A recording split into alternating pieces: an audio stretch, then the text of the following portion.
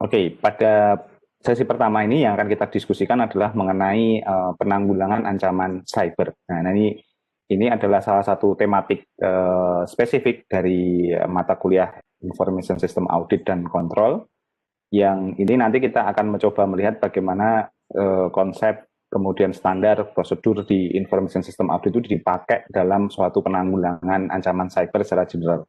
Nah, ini penting karena saat ini kita semua sudah memahami bahwa situasi yang ada saat ini kita memang memasuki suatu perkembangan dan juga lingkungan teknologi yang memungkinkan kita itu rentan terhadap berbagai macam serangan.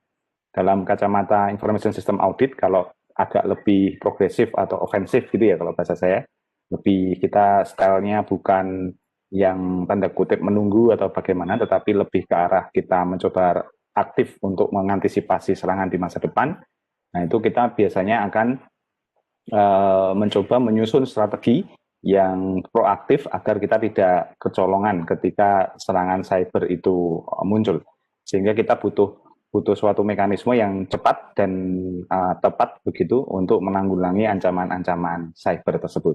Nah, khusus untuk hal ini ternyata dalam mata kuliah Information System Audit itu ada cara untuk manajemen handling ya terhadap ancaman cyber itu, baik yang sudah datang maupun nanti yang akan muncul di kemudian hari. Nah, ini juga sebagai informasi ke teman-teman mahasiswa bahwa di Laboratorium Sistem Komputer dan Jaringan sekarang memang salah satu fokusnya ini di yang kita bahas hari ini, yaitu di cyber threat atau ancaman cyber. Nah, ini kalau kalian bisa lihat di background image saya, nah itu sekarang penampakan terbaru dari Lab Sistem Komputer dan Jaringan. Nah, kita sudah mendeploy beberapa server yang sekarang sudah live ya, tinggal satu isu agar bisa diakses dari luar UGM. Kemudian kita siapkan monitoring system, kemudian kita buat semacam war room atau network operating center room gitu ya. Nah, ada beberapa layar yang menampilkan monitoring data dan seterusnya. Jadi nanti moga-moga kalau semester depan atau dalam waktu dekat sudah diperbolehkan untuk beraktivitas di kampus, nanti teman-teman bisa mengecek dan memanfaatkan bersama-sama untuk riset-riset di bidang big data komputasional, kemudian di intelligent environment, dan termasuk juga di cyber security. Nah, nanti semoga makin betah kita bikin lab sistem komputer jaringan itu jadi working space untuk riset di bidang sistem komputer dan jaringan, dan kita jadikan computer science dan departemen kita menjadi salah satu leading sektor ya di riset tentang hal ini. Nah, jadi ya ini fasilitas tidak hanya untuk dosen ya, tapi juga untuk mahasiswa. Malah saya berharap nanti dimanfaatkan sebaik-baiknya. Oke, nah kita akan masuk. Saya sudah menyiapkan presentasi untuk hal ini. Saya akan share dulu. Oke.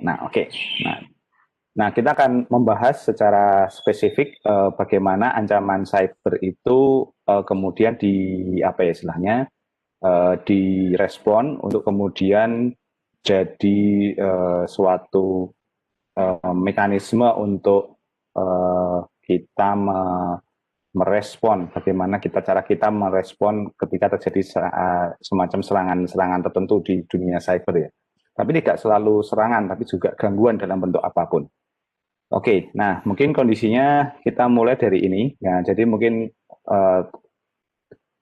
semacam rekan-rekan semua sudah pernah melihat situasi semacam ini ya. Jadi suatu chaos ini gambaran gitu dari suatu picture gitu di suatu film gitu ya. Bagaimana serangan itu bisa kapan saja tidak dirasa, kemudian muncul tiba-tiba, baik yang sudah direncanakan maupun tidak. Dan kadang kejadiannya atau waktunya itu di waktu-waktu yang kita tidak feel gitu ya akan terjadi. Jadi bisa kapan saja. Nah, sehingga ini memunculkan kompleksitas tertentu bahwa ketika terjadi suatu ancaman ya kita harus prepare dan juga harus sangat kuat ya dari sistem informasi yang kita bangun. Nah, ini situasi seperti di film ini, di film London Has Fallen ini cukup menggambarkan bagaimana rentannya suatu infrastruktur security, suatu negara yang tidak bisa mengantisipasi serangan yang sudah direncanakan cukup panjang gitu ya. Apalagi yang modelnya tiba-tiba. Nah, ini menjadi sangat menarik ya. Nah, ini menjadi bayangan kita bagaimana sebenarnya yang terjadi ketika kita menghadapi suatu situasi di sistem informasi. Apalagi sekarang kita sama-sama tahu kita berhadapan dengan suatu situasi yang makin nggak menentu ya di dunia cyber, sehingga memang membutuhkan istilahnya suatu mekanisme tertentu yang harus sangat baik lah begitu. Itu salah satu alasan kenapa cyber security atau cyber defense itu menjadi elemen penting ya dalam kesuksesan implementasi sistem informasi. Nah, ada yang menarik, apa yang harus dilakukan, bagaimana information system audit itu merespon kejadian semacam ini, atau untuk mengantisipasi kejadian seperti ini di waktu mendatang. Nah, kita kembali ke ke konsep dari information system audit ya, di mana sistem informasi audit itu menghendaki agar ketika terjadi sesuatu, maka kita kembali ke standar yang dipakai, karena dengan kita melakukan langkah-langkah yang sudah diatur atau terstandarisasi itu dalam konsep audit, maka langkah yang kita ambil untuk mengantisipasi itu juga resikonya minimal dan juga berusaha untuk menghasilkan hasil yang nanti value-nya itu tinggi gitu ya, atau sesuai dengan ekspektasi. Nah, dalam konteks serangan cyber ternyata ada standar atau langkah-langkah standar yang memang disiapkan, yang ini merupakan terjemahan dari standar yang ada di Information System Audit, dalam hal ini COBIT dan COSO maupun ITAL yang ada. Nah, ini adalah 4 langkah yang standar yang ada dalam dunia cyber threat atau cyber defense atau cyber management ya. Jadi yang pertama selalu bicara mengenai plan and design. Jadi kalau kita lihat ini langkah-langkahnya nomor 1 sampai nomor 4 ini ya mirip-mirip dengan domain yang ada di COBIT ya. Jadi semacam itu. Nah, ini ada plan and design. Jadi ini terjemahannya menjadi semacam itu. Kemudian nanti tapi ini langkahnya mulai spesifik sesuai dengan kebutuhan dari threat atau serangan cyber yang muncul. Ini ada nanti konsep isolate and replicate. Nah, ini khasnya serangan cyber. Kemudian nanti ada analyze data, dan kemudian restore dan recover. Nah, 4 langkah ini harus dipenuhi sebagai seorang cyber engineer gitu ya, cyber security engineer atau security engineer, untuk nanti mengarahkan proses pengendalian atau proses penanggulangan dampak dari serangan cyber itu tidak kemana-mana. Nah, kita akan coba bahas detail ya. Jadi di sini ada plan and design. Nah, plan and design ini bermakna bahwa kita harus sudah punya rencana dan desain atau skenario bagaimana misalnya gangguan atau serangan itu terjadi. Yang itu bisa dan itu tidak hanya strategi normal saja, tetapi juga terkait dengan banyak aspek ya dalam komponen sistem informasi. Contohnya aset manajemen. Nah, ini aset manajemen itu adalah manajemen pengelolaan aset-aset information system. Dalam hal ini ya fisik ya, server, network, kemudian data center, dan seterusnya.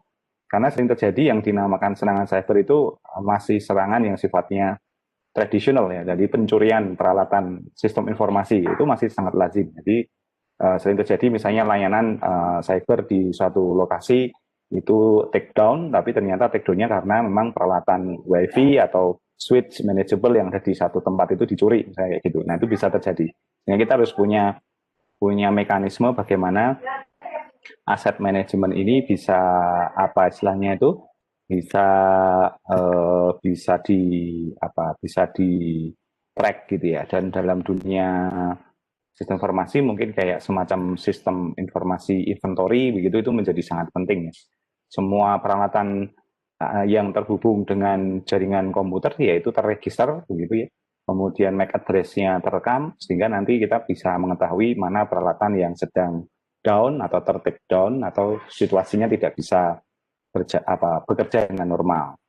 Kemudian yang kedua itu adalah business environment. Nah, ini menjadi penting. Business environment yang dimaksud di sini adalah platform yang dipakai oleh organisasi untuk menjalankan operasional bisnisnya dengan teknologi informasi. Contoh, misalnya suatu organisasi itu memanfaatkan jalur, sekarang lagi marak ya, channel payment gitu, payment gateway misalnya gitu. Nah, mereka kan dari di sisi sistem informasinya pasti dia punya service yang mengarahkan agar payment gateway-nya dihandle oleh service tertentu.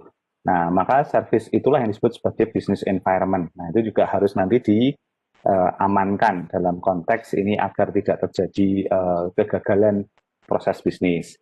Kemudian juga ada governance ya. Governance ini misalnya suatu organisasi itu dihadapkan pada isu mengenai tata kelola. Jadi misalnya apakah kita comply dengan standar keamanan internasional atau nasional. Nah, jadi kalau itu tidak terjadi, maka itu juga merupakan ancaman karena berarti dianggap si organisasi itu tidak memenuhi peraturan yang berlaku.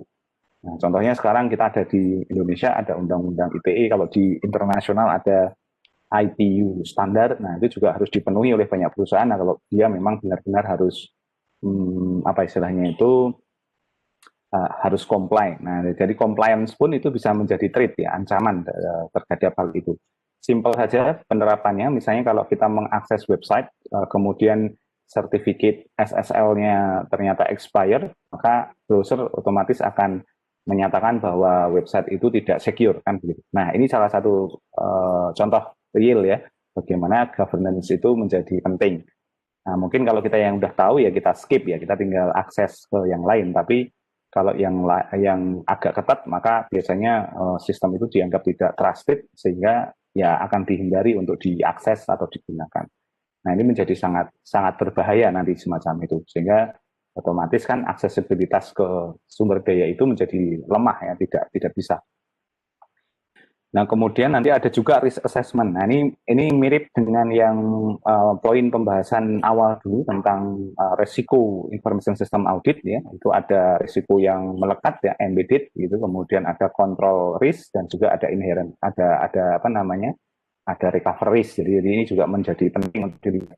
Karena risiko cyber threat ini juga ada di mana saja. Begitu kita declare bahwa kita live online, kita up, maka di internet, maka otomatis pada saat itu juga resiko langsung berjalan, counting.